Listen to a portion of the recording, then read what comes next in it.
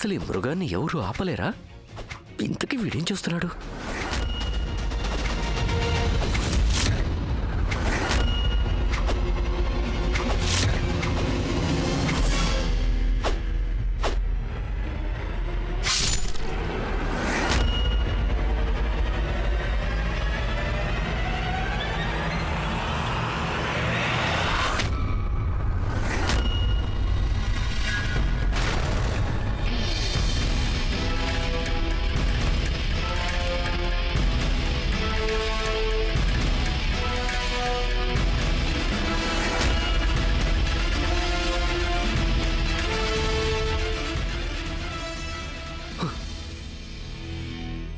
దడుచుకున్నావా? అందుకు శిక్షను అనుభవిస్తావు. శిక్ష నీకు కాదు, నీ అబ్బకి. ఎవడ్రా విడి బాబు? దొరా, వాడు మీ పిల్లాడే.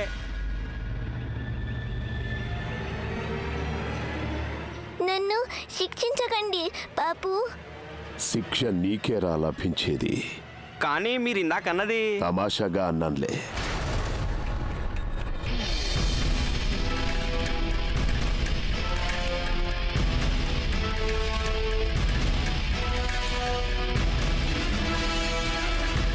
కానీ శిక్ష వీడికి లభిస్తుంది. వద్దు!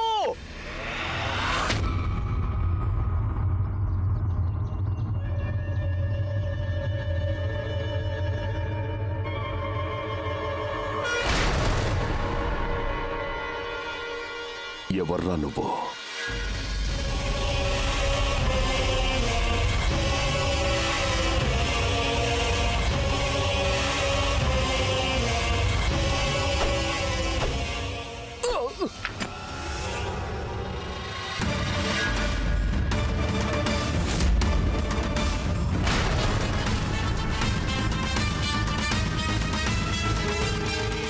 నిన్నే అడుగుతున్నాను, ఎవరు నువ్వు?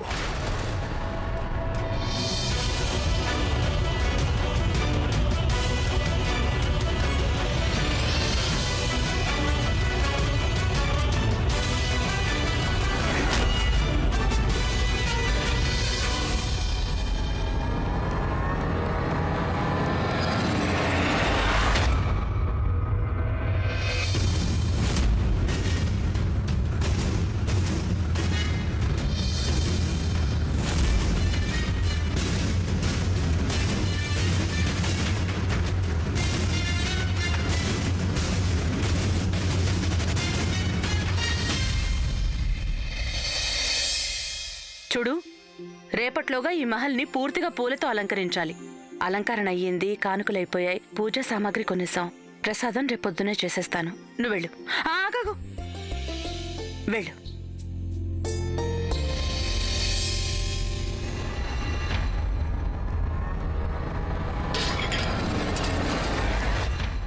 గాయత్రి ఒంట్లో బానే ఉందిగా? ఏం లేదు, అది నిద్ర సరిపోలేదనుకుంటా. రాణగారు, రాణగారు, ఈ రక్తం ఏంటి? ఇది రక్తం కాదు, ఈ కుంకుమ.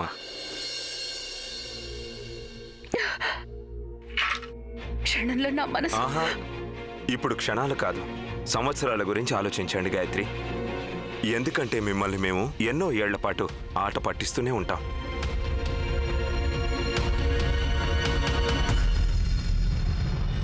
దుర్గమ్మ దయ వల్ల మీ వాక్కు ఫలించాలి. కానీ ఎందుకో ఇలా నా మనసేదో తెలియని దిగులుగా ఉంది.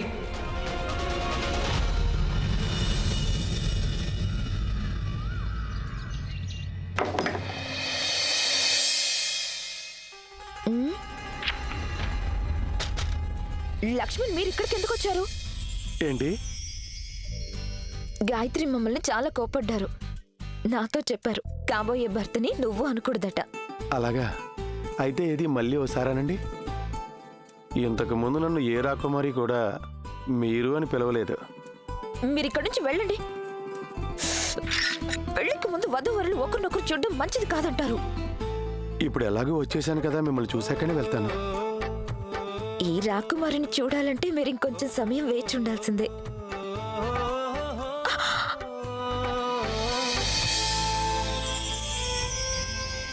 ఎన్నో జన్మల నుంచి నేను మీకోసం ఎదురు చూస్తున్నాను రాకుమారి. అడవుల్లో ఉండే ఈ చిరుత మీ వంటి రాకుమారిని పెళ్లాడుతుందని నేనెప్పుడు కల్లో కూడా అనుకోలేదు. అప్పుడప్పుడు వాస్తవం కలల కంటే ఎక్కువ అందంగా ఉంటుంది లక్ష్మణ్. ఇది నిజమా కళ నాకు తెలీదు. ఇదంతా నిజంగా నిజమే అయ్యుంటే ఇది మారకూడదు. ఒకవేళ కళ అయితే చెదిరిపోకూడదు. చూడండి రాకుమారి, నేను నిరుపేదను. మీకు కావలసినవన్నీ నేను ఇవ్వలేకపోవచ్చు. కానీ ఒకటి నేను మీకు మాటిస్తున్నాను, నా ఊపిరి ఆగిపోయినంత వరకు మీకు మన బిడ్డకు ఎప్పుడు కంటనీరు రానివ్వను రాకుమారి. అందరూ కన్నీరు ఉప్పుగా ఉంటుందంటారు కదా, అప్పుడప్పుడు కన్నీరు తీయగానే ఉంటుంది. ఇప్పుడు ఇంక దయచేయండి లక్ష్మణ్. గాయత్రి చూసిందంటే మనకి తిట్లు పడతాయి. ఇది అశుభం అని చెప్తున్నాం కదా. చూడండి, మిమ్మల్ని చూస్తే అశుభం జరగనే జరగదు. అన్నట్టు ఇంకో మాట, మిమ్మల్ని వదిలి వెళ్ళేందుకు నా మనసు ఒప్పుకోవటం లేదు. చాలండి, వెళ్ళండి ఇక్కడి నుంచి. ఎక్కడికి వెళ్ళను. చూడండి, లగ్గం రాత్రికి జరుగుతుంది, కానీ ఇప్పుడు అంత దాకా ఎదురు చూడటం నా వల్ల కాని పని.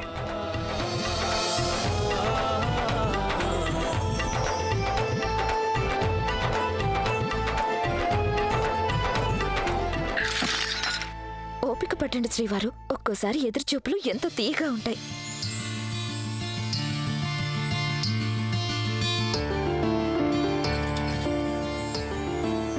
ఇలా చూడండి, మీ దగ్గర లేని సమయాల్లో మా ఈ గుర్తు మీ దగ్గరే ఉంటుంది. ఎదురు చూడడం కష్టం అనిపించదు. మేం గుర్తొస్తే గనక దీనికేసి చూడండి. ఓ రాకుమారుండేది, తన కాళ్లకున్న సంఖ్యలు మీరు తీసేశారు.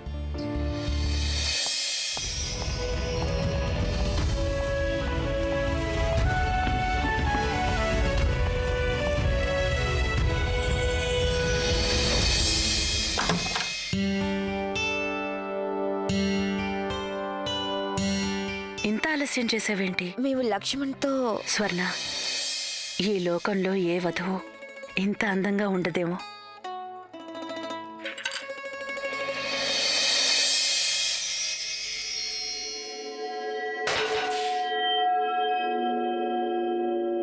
తీసుకోండి, రాకుమారి స్వర్ణ లక్ష్మణ్ గార్ల పెళ్లి మిఠాయి.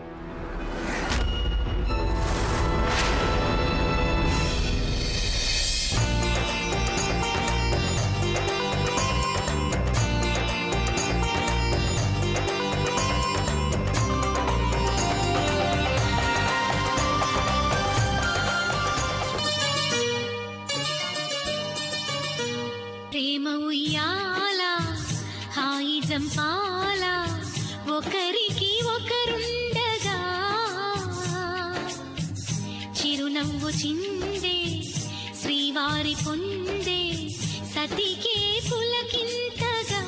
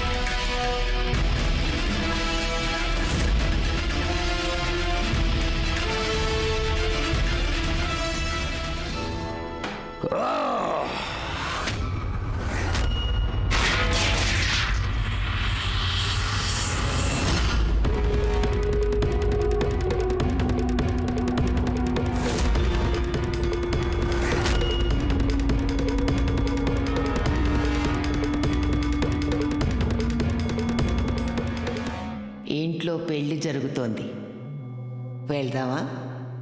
వధూవరుల్ని ఆశీర్వదించాలి.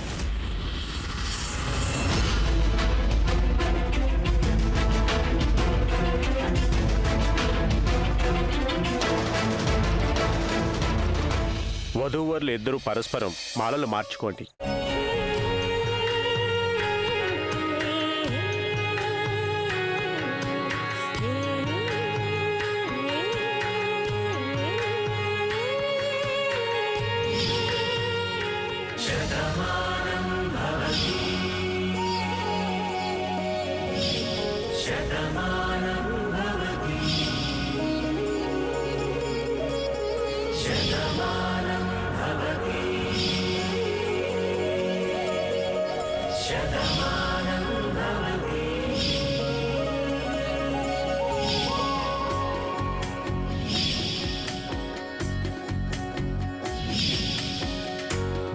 కట్టు కుంకుమ బొట్టు, కంచి పట్టు పంచే కట్టు, అల్లుకుంది అనుబంధము మమతలు ముడివేస్తూ.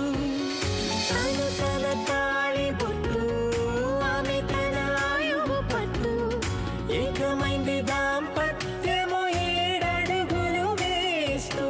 నాలో సగం నీవంటూ, నీలో సగం నేనంటూ, జనుమలు జతపడు వలపుగ ఇరు మనసులకొక తలపుగ కలగలిసిన ఒక తనువు. శతమానం భవతి, శతమానం భవతి.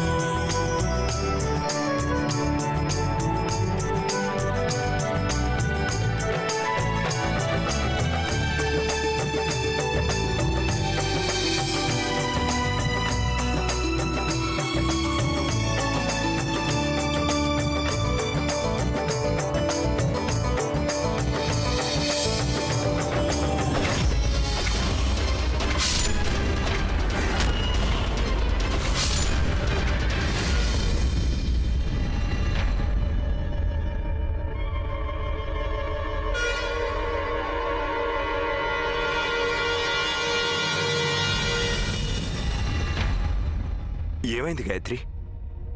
ఏమో తెలీదు, తల భారంగా ఉన్నట్టుంది, కళ్ళు తిరుగుతున్నాయి, ఏదో భయంగా కూడా ఉంది. మాటి మాటికి కళ్ళు తిరగటం మంచిది కాదు. మేము ఇప్పుడే డాక్టర్ని పిలుస్తాం. వద్దు రాణగారు, ముందు పెళ్లి కానివ్వండి, తర్వాత చూసుకుందాం.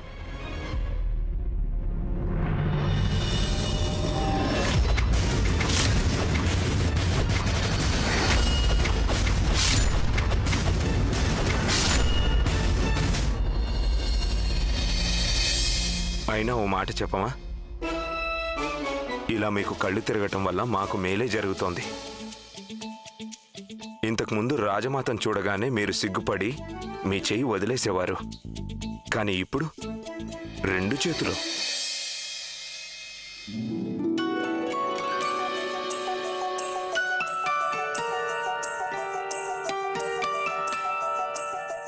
పదండి. మేమనుకుంటున్నది నిజం కాదు కదా? రాణా గారు, రాణి గాయత్రి కోటలో పాగా వేసేసుంటారా?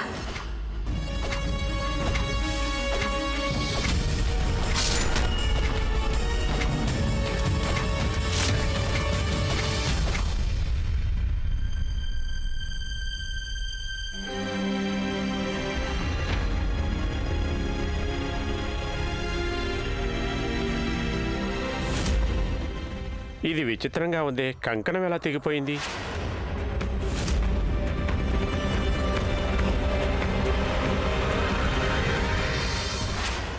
కంకణం తెగిపోవడం అశుభం అంటారు కదా.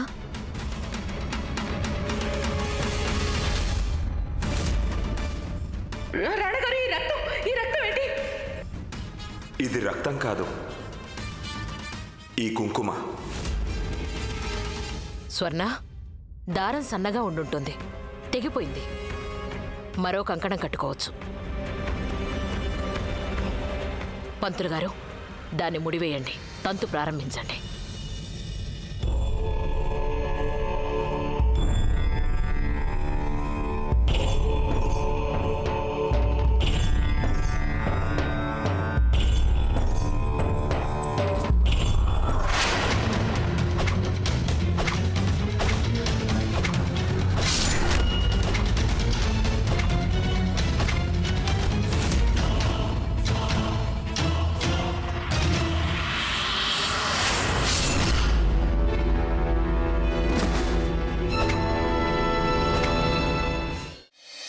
వీళ్ళిద్దరి పెళ్లి చూస్తుంటే మాకు మళ్ళీ పెళ్లి చేసుకోవాలనిపిస్తోంది.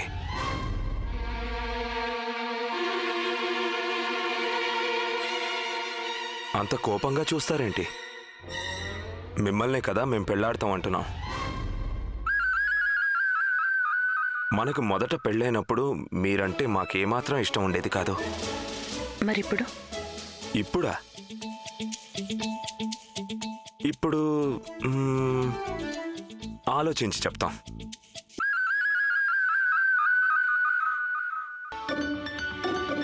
గాయత్రి, ఇంకొన్నాళ్లలో మనకు పెళ్ళయి 1 సంవత్సరం గడుస్తుంది. ఆ రోజు మనం మళ్ళీ పెళ్లి చేసుకుందాం. ఏమంటారు? మళ్ళీ సప్తపది, మళ్ళీ నాగవల్లి, మరోసారి తొలి రాత్రి.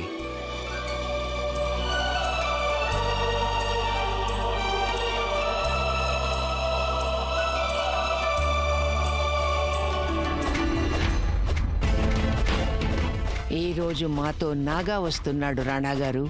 మిమ్మల్ని, మీ కుటుంబాన్ని కాటేస్తాడు. కన్యాదానం ఎవరు చేస్తారు?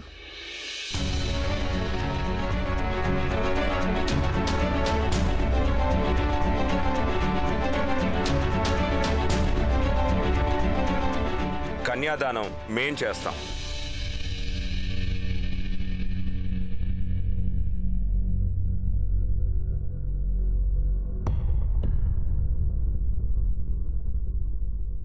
తండ్రి కన్యాదానం చేయకుంటే ఆ పుణ్యం అంతా ఇక అన్నగారికే దక్కుతుంది.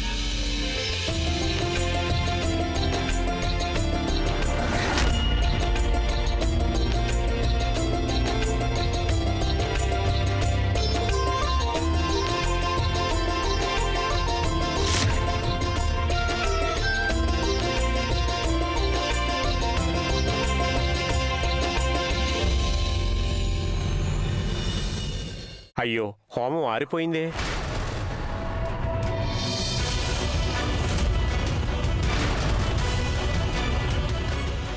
హోమగుండంలోని అగ్ని ఎలా ఆరిపోయి ఉంటుంది?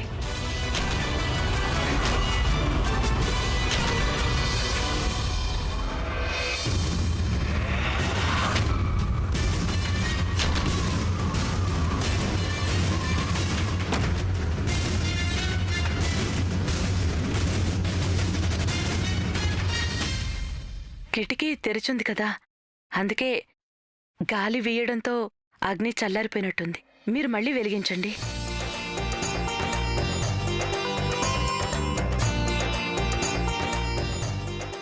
కొంగుముడి వేయండి.